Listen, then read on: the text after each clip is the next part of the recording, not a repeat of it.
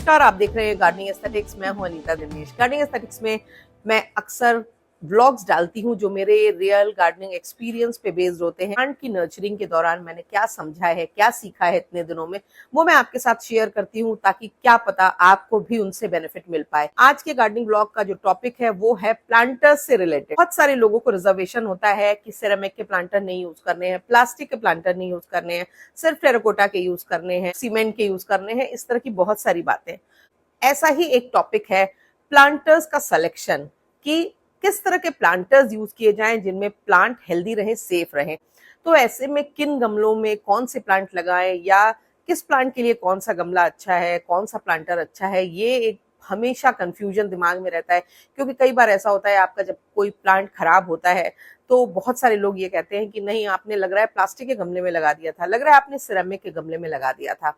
तो as a plant lover या as a plant parent मैं क्या सोचती हूँ, 20 साल से मैं प्लांट्स लगा रही हूँ, हर तरह के पॉट में मैं लगाती हूँ, किसी भी पॉट से मुझे कोई रिजर्वेशन नहीं है। पर हाँ, जो अनुभव मुझे मिला है आज के व्लॉग में मैं आपसे वो साझा करूँ। सबसे पहला जो क्यूरियोसिटी होती है कि क्या प्लास्टिक के गमले खराब होते हैं, उनमें प्लांट नहीं चलते हैं? तो ऐसा है कि कुछ प्लांट्स के लिए प्लास्टिक के गमले अच्छे नहीं होते हैं, खास करके वो प्लांट जिनमें कि जरा सा भी वाटर रिटेंशन हो जाए और वो खराब हो जाए, जैसे कि कैक्टस लगाने के लिए बेस्ट जो होते हैं वो टेराकोटा और सीमेंट के प्लांटर्स जो है कैक्टस और सक्यूलेंट्स को लगाने के लिए बेस्ट होते हैं, क्योंकि इनमें नीचे वाटर लॉगिंग नहीं होती है, पानी जल्दी सूख जाता है, वाटरिंग के चांस नहीं होते हैं। तो आपके कैक्टस, सक्यूलेंट जैसे प्लांट टेराकोटा के और सीमेंट के पॉट्स में ज्यादा बेहतर रहते हैं अगर आप प्लांट लवर हैं, जो बिगिनर हैं और आपको बहुत ज्यादा अंदाजा नहीं मिला है। शुरू शुरू में मैं बिल्कुल एकदम पूरी तरह से कैक्टस और सक्यूलेंट के लिए सीमेंट और टेराकोटा के प्लांटर्स यूज करती थी। हालांकि अभी भी कोशिश करती हूँ कि कैक्टस को तो सिरेमिक के प्लांटर में ना लगाऊं, और सक्यूलेंट्स को तो मैं कई बार सिरेमिक के प्लांटर में या वाइट कलर के प्लास्टिक पॉट्स में लगे हुए सक्यूलेंट को सिरेमिक प्लांटर में रख करके लगाती हूँ, और खास करके उन सक्यूलेंट को जो सीजनल है, विंटर्स के बाद नहीं चलते हैं। और कई बार अगर मुझे लगता है कि व्हाइट कलर के प्लास्टिक के पॉट उतने बुरे नहीं लगते हैं और उनको ज्यादा खूबसूरत दिखाने के लिए मैं उनको सिरेमिक के प्लांटर में डाल देती हूँ, जिससे कि वो ज्यादा प्रेजेंटेबल लगे। और बहुत सारे ऐसे प्लांट्स होते हैं जैसे कि स्नेक प्लांट हो गया।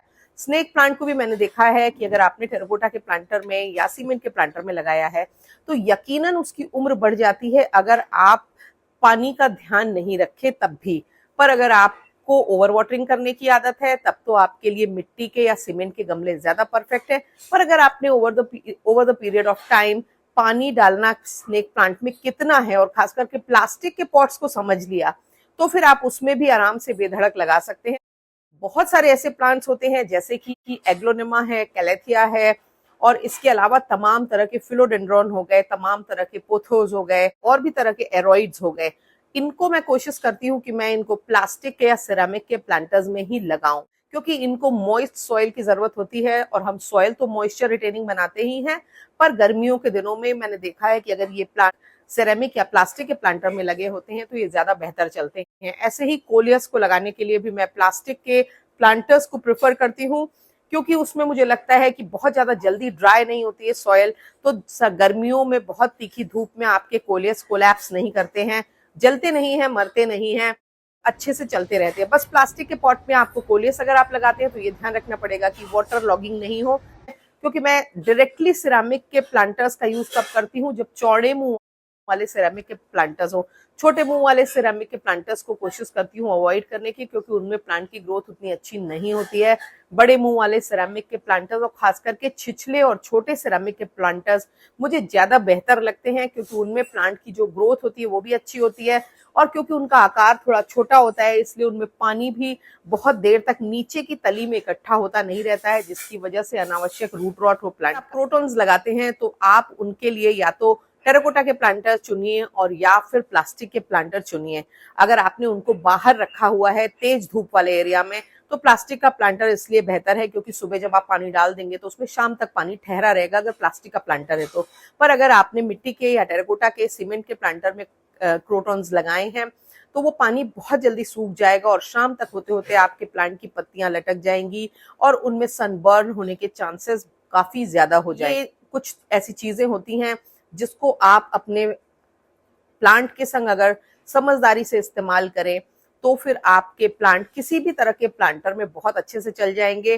पर ओवरऑल कोशिश करती हूँ कि सिरेमिक के प्लांटर को सीधे यूज ना करके उनमें प्लास्टिक के या टेराकोटा के पॉट्स डाल के यूज करूं, सो दैट वो बाहर से देखने में तो अच्छे लगे और डबल पॉट होने की वजह से एक इंसुलेशन सा बन जाए, पर प्लांट के अंदर जो है वो प्लांट वेट फीट में ना रहे, यानी कि उसकी जो जड़ें हैं वो बहुत लंबे समय तक पानी में ना बनी। जैसे विंटर फ्लावरिंग प्लांट्स हैं, इनके लिए भी अगर आप कोशिश करें कि आप टेराकोटा के प्लांटर्स यूज करें तो वो ज्यादा बेहतर इसलिए होगा क्योंकि उनमें नमी की ज्यादा जरूरत नहीं होती। अगर आपने एक बार वाटरिंग सुबह कर दी तो शाम तक प्लांट आराम से खूब अच्छा बना रहता है। और जहां आपने उनको प्लास्टिक के प्लांटर्स में लगाया और वाटरिंग का ध्यान नहीं दिया तो वो प्लांट खराब होने लगते हैं। इसलिए विंटर फ्लावर्स जब आप लगाते हैं तो उनके लिए तो टेराकोटा या सीमेंट के प्लांटर ज्यादा बेहतर है। पर अगर आप समर्स में कुछ ऐसे प्लांट लगाते हैं जिनकी की वाटर रिक्वायरमेंट काफी ज्यादा है या जिनको नम मिट्टी की जरूरत है, जैसे कि पीस लिली है जिसको कि हमेशा मॉइस्ट सॉइल की जरूरत है, तो इसके लिए सिरेमिक के या प्लास्टिक के प्लांटर ज्यादा बेहतर है। बशर्ते कि आपको ये ध्यान रखना है कि मिट्टी 1-1.5 इंच सूख जाए तभी पानी डालें। प्लास्टिक और सिरामिक के प्लांटर्स में नीचे पानी काफी समय तक ठहरा रहता है क्योंकि बहुत जल्दी पूरा पानी सूखता नहीं है, जबकि मिट्टी और सीमेंट के प्लांटर में तुरंत पानी अच्छे से सूख जाता है क्योंकि प्लांट पानी कंज्यूम करता है, पानी इवेपोरेट भी होता है और साथ ही साथ सीमेंट और टेराकोटा कुछ पानी एब्जॉर्ब भी कर लेते हैं, तो इसलिए उसमें पानी को जल्दी जल्दी डालने की जरूरत होती है। तो बस एक थंब रूल जान लीजिए, जिन प्लांट को ज्यादा पानी चाहिए होता है या शाम तक जिनकी पत्तियां कुंभला जाती हैं वो प्लास्टिक के प्लांटर्स में ज्यादा बेहतर चलेंगे। अगर आप टेरेस गार्डनिंग करते हैं या अपने प्लांटर्स को खुद ही उठाते रखते हैं तो फिर कोशिश करिए कि वो लाइट वेट हो। ऐसे में प्लास्टिक के प्लांटर्स बेस्ट होते हैं जिनको आप आसानी से मूव कर सकते हैं और आपको इंजरी होने के चांसेस भी नहीं रहते हैं, तो अनावश्यक आपकी छत पे बहुत ज्यादा लोड भी नहीं पड़ता है।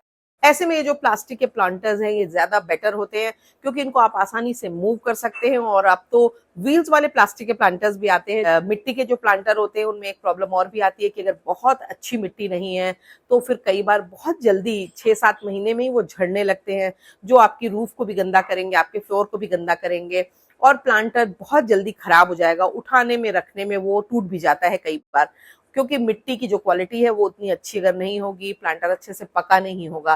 तो अगर आपके यहाँ भी ये समस्या है कि बहुत अच्छे टेराकोटा के प्लांटर्स नहीं मिलते, जैसे मैं दिल्ली एनसीआर में रहती हूँ तो हमारे यहाँ बहुत अच्छे टेराकोटा के प्लांटर्स नहीं मिलते, पर जो लोग कैलकाटा में रहते हैं, इंडिया के ईस्टर्न इलाकों में रहते हैं, उनके यहाँ बहुत ही अच्छी क्वालिटी के टेराकोटा के प्लांटर मिलते हैं क्योंकि वहाँ का जो मिट्टी है वो बहुत ज्यादा अच्छी होती है, तो वो लोग आराम से टेराकोटा के प्लांटर यूज कर सकते हैं। पर अगर आपके यहाँ क्वालिटी अच्छी नहीं है तो फिर आप कोशिश करें कि आप प्लास्टिक या सीमेंट के प्लांटर यूज करें, क्योंकि इसका फायदा ये होगा कि आपके प्लांटर जल्दी जल्दी खराब नहीं होंगे। क्योंकि प्लांटर खराब होने वो तो नुकसान होता ही है कि आपका प्लांटर बहुत जल्दी खराब हो गया, नया खरीदना पड़ेगा। एक जो सबसे बड़ा नुकसान होता है, आपका प्लांट वेल ग्रोन हो गया, आपका प्लांटर टूट गया, अब आपको रिपोर्ट करना पड़ेगा। इसमें क्या होता है, प्लांट डिस्टर्ब होता है और कई बार वो रिपोर्टिंग शॉक में चला जाता है। तो ऐसी जगहों पर भी जहां अच्छी क्वालिटी के टेराकोटा पॉट्स नहीं मिलते हैं, आप प्रेफर करें कि आप प्लास्टिक के पॉट्स को यूज करें, वो आपके लिए ज्यादा बेनिफिशियल होंगे। और अगर आप प्लास्टिक नहीं यूज करना चाहते हैं तो आप सीमेंट के पॉट्स को यूज कर सकते हैं। और बहुत सारे लोगों का ये कहना होता है कि प्लास्टिक यूज करने से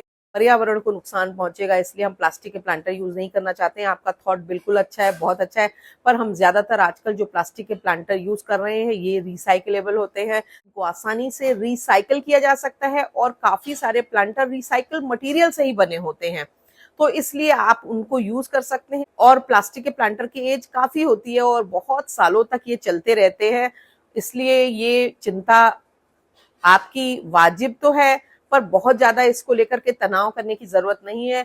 क्योंकि अगर आपके पास बजट और संसाधन सीमित हैं तो आप बहुत जल्दी जल्दी प्लांटर चेंज नहीं कर सकते हैं।